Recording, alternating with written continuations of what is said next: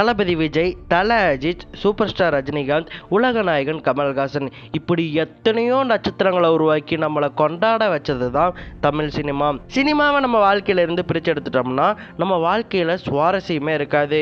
இப்படி நம்ம வாழ்க்கையில ஒரு அங்கமா மாறி போன சினிமாவை பத்தி நம்ம தெரிஞ்சுக்கலன்னா எப்படி?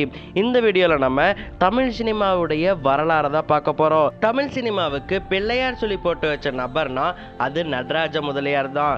நடராஜ முதலியார் தான் தமிழ் சினிமாவின் முதல் டைரக்டர், முதல் எடிட்டர், முதல் ப்ரொடியூசர்னு சொல்லிக்கிட்டே போகலாம். வெளிநாடுகளில் சினிமா அப்படிங்கிற கலை ஒன்று வளர்ந்துட்டு இருக்கு அப்படிங்கிறத கேள்விப்பட்ட உடனே நடராஜ முதலியாருக்கு ஒரே ஆச்சரியமா போச்சு. நம்ம ஊர்லேயும் இந்த சினிமா அப்படிங்கிற கலையை கொண்டு வரணும்னு சொல்லி அவர் முடிவு எடுத்தாரு.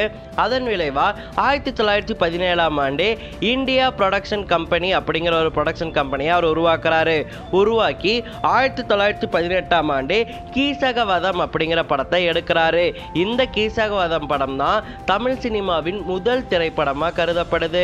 இந்த படத்திற்கு பிறகு நிறைய சைலண்ட் பிலிம்ஸ் ஆனது தமிழ்ல வர தொடங்குச்சு. அதுலயும் குறிப்பா நிறைய வெளிநாட்டு இயக்குனர்களும் வெளிமாநில இயக்குனர்களும் தமிழ்ல வந்து சைலண்ட் பிலிம்ஸை பண்ணிட்டு இருந்தாங்க. அதன் பிறகு 1931ஆம் ஆண்டு தமிழ் சினிமாவின் முதல் பேசும் படமான காளிதாஸ் ரிலீஸ் ஆச்சு. இந்த காளிதாஸ் திரைப்படத்தை HM ரெட்டி அப்படிங்கிறவர் இயக்கியிருப்பாரு. TP ராஜலட்சுமி அப்படிங்கிறவங்க நடிச்சிருப்பாங்க. இந்த படமானது ஒரு பைலாங்குவல் ஃபிலிமா ரிலீஸ் ஆச்சு. இந்த படமானது தமிழ் மற்றும் தெலுங்கு மொழிகளில் ரிலீஸ் ஆச்சு. இதுதான் தமிழ் மற்றும் தெலுங்கு மொழிகளின் முதல் பேசும் படமா கருதப்படுது. இந்த படத்துல குறிப்பா நடிச்ச TP ராஜலட்சுமி தான் தமிழ் சினிமாவின் முதல் சூப்பர் ஸ்டார்னே சொல்லலாம். நிறைய பேர் தியாகராஜ பாகவதர் தான் தமிழ் சினிமாவின் முதல் சூப்பர் ஸ்டார்னு நினைப்பாங்க. ஆனா TP ராஜலட்சுமி தான் தமிழ் சினிமாவின் முதல் சூப்பர் ஸ்டார். ஏன்னா இவங்களை பார்க்கறதுக்காகவே 1930 காலகட்டங்களில் மக்கள் கூட்டமா அப்ப இருந்த தியேட்டர்களுக்கு ஓடி போய் பார்த்துருக்காங்க. இந்த TP ராஜலட்சுமி தான் தமிழ் சினிமாவின் முதல் பெண் பாடகியாகவும், தமிழ் சினிமாவின் முதல் பெண் எடிட்டராகவும், தமிழ் சினிமாவின் முதல் பெண் தயாரிப்பாளராகவும் இருந்திருக்காங்க. அது மட்டும் கிடையாது, 1936ஆம் ஆண்டு TP ராஜலட்சுமி மிஸ்ஸஸ் கமலா அப்படிங்கிற படத்தை எடுத்தாங்க. இதன் மூலமா தமிழ் சினிமாவின் முதல் பெண் இயக்குனராகவும் இவங்க மாறி இருந்தாங்க. அதன் பிறகுதான் 1940 காலகட்டங்களில் தியாகராஜ பாகவதர் அப்படிங்கிறவர் உருவாகி பாடல்கள் மூலமாக மட்டுமே தன்னுடைய திரைப்படங்களை ஓட வச்சாரு தியாகராஜ பாகவதர். இதன் மூலமா தியாகராஜ பாகவதர் 1940 1950 வரைக்குமே தமிழ் சினிமாலையும் தமிழ்நாட்டிலையும் கொடிகட்டி பறந்தாரு. இவருடைய காலகட்டங்களில் ரிலீஸ் ஆன நிறைய படங்கள் வெறும் பாடல்களை மட்டுமே வைத்து ஓடக்கூடிய படங்களா இருந்துச்சு. ஒரு படத்திலேயே 20-30 பாடல்கள்னு எக்கச்சக்கமான பாடல்கள் தியாகராஜ பாகவதர் காலகட்டத்தில் வெளியான படங்கள்ல இருந்துச்சு. அந்த காலகட்டத்தில் மக்கள் பாடல்களை கேட்கறதுக்காகவே சினிமா தியேட்டர்ஸில் போய் அதிகமாக பார்க்க தொடங்கினாங்க. இதனால அந்த காலகட்டங்களில் தான் தமிழ்நாட்டில் சினிமா தியேட்டர்களானது அதிகமாக உருவாக தொடங்குச்சு. அதன் பிறகு 1950 1970 வரைக்குமே 2 தமிழ் சினிமா சகாப்தங்கள் தமிழ் சினிமாவை கொடிகட்டி ஆண்டாங்க. அந்த 2 சகாப்தங்கள் சிவாஜி கணேசன் மற்றும் MG ராமச்சந்திரன். இவங்க 2 பேரும் தான் 1950 1970 வரைக்கும் தமிழ் சினிமாவை பார்க்கறதுக்காக மக்கள் தியேட்டருக்கு வர்றதுக்கு மிக முக்கிய காரணமா இருந்தாங்க. இவங்களுடைய ஆதர்ச இயக்குனர்களா 1950 1970 வரைக்கும் TR ரமணா, TP சுந்தரம், பீம்சிங் போன்ற இயக்குனர்கள் தமிழ் சினிமாவை காத்துக்கிட்டு இருந்தாங்க.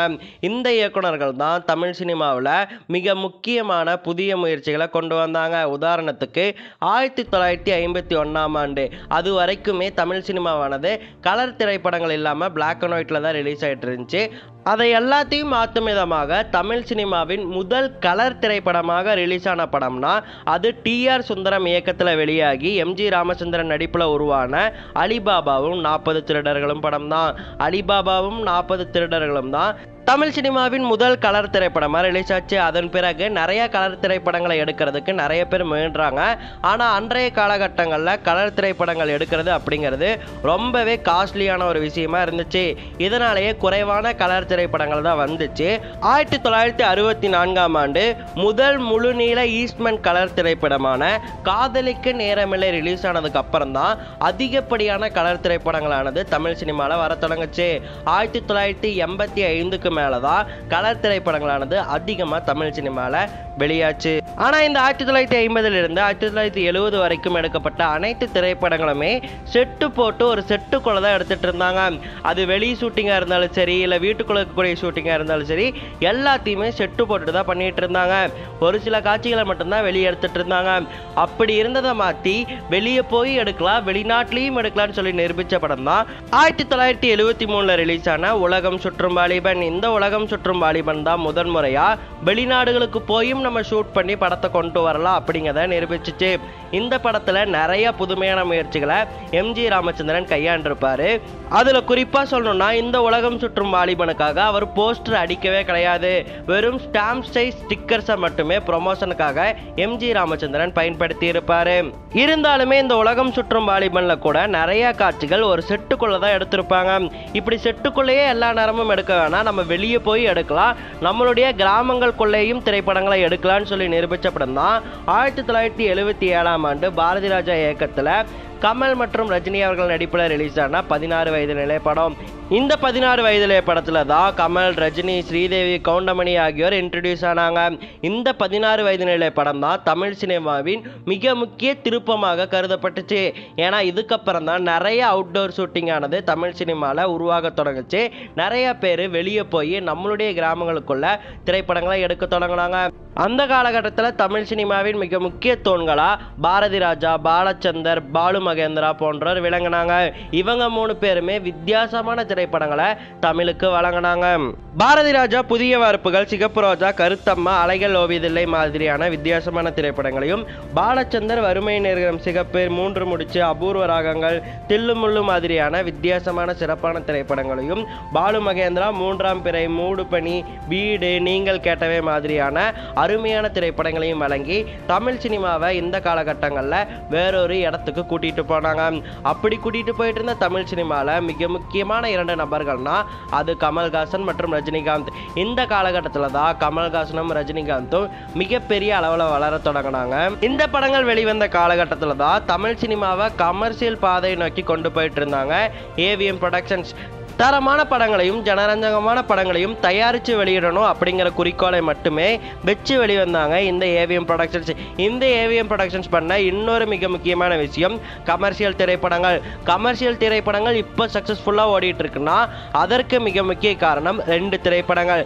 1980 ஆண்டு ரஜினிகாந்த் அவர்கள் நடிப்பில் முத்துராமன் அவர்கள் இயக்கத்தில் வெளியான முரட்டுக்காலை அப்படிங்கிற திரைப்படமும், 1982 ஆண்டு கமல்ஹாசன் அவர்கள் நடிப்பில் அதே முத்துராமன் அவர்கள் இயக்கத்தில் வெளிவந்த சகலகலா வல்லவன் திரைப்படம் தான் அது.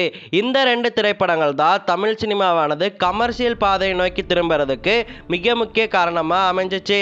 இந்த திரைப்படங்களால தான் அதன் பிறகு நிறைய ஆக்ஷன் ஹீரோஸ் உருவாக தொடங்கினாங்க.